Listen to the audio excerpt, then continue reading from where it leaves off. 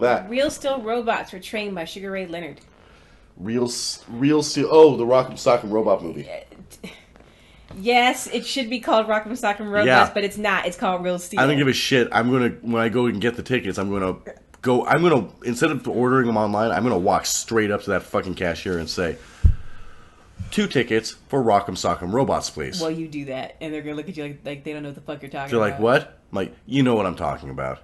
And they'll probably be too young. Like, no, we have no idea what you're talking Then about. I'll knock his block off. Oh, wow! You've been waiting to do that all day, haven't you? No.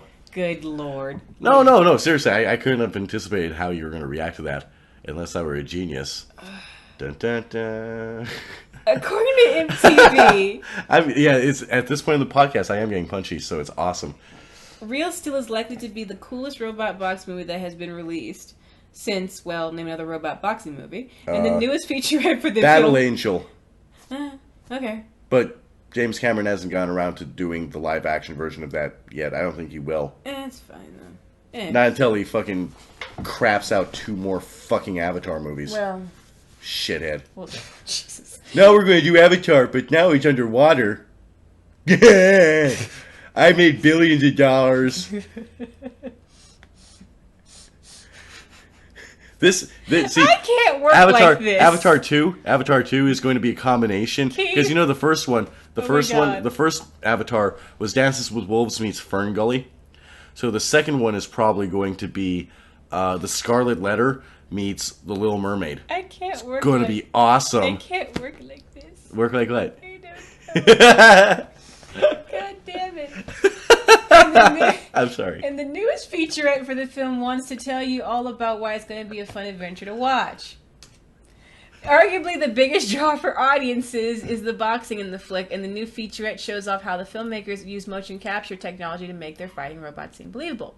The folks behind Real Steel hired real-life boxers, choreographed by Sugar Ray Leonard. What? He's being a dick right now. I'm not.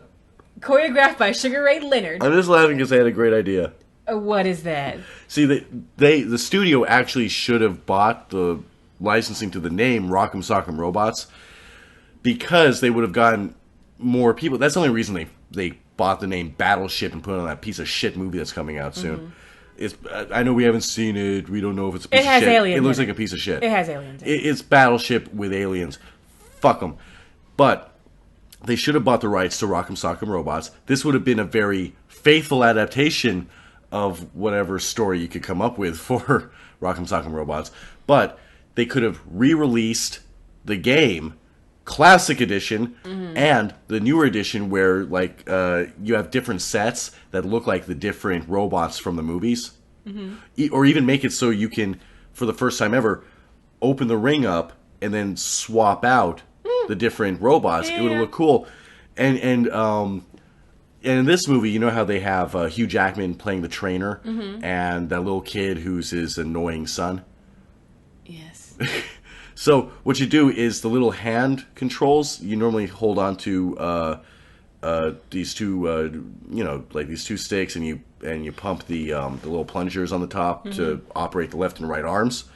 You make one of them look like Hugh Jackman, the other one look like that kid, and you mash their heads in to get the robots to punch. Okay, maybe you don't do. Maybe you leave that out of the final design, but it would be awesome. Long it would be story funny. short, Sugar Ray Leonard choreographed Real Steel, which is pretty neat.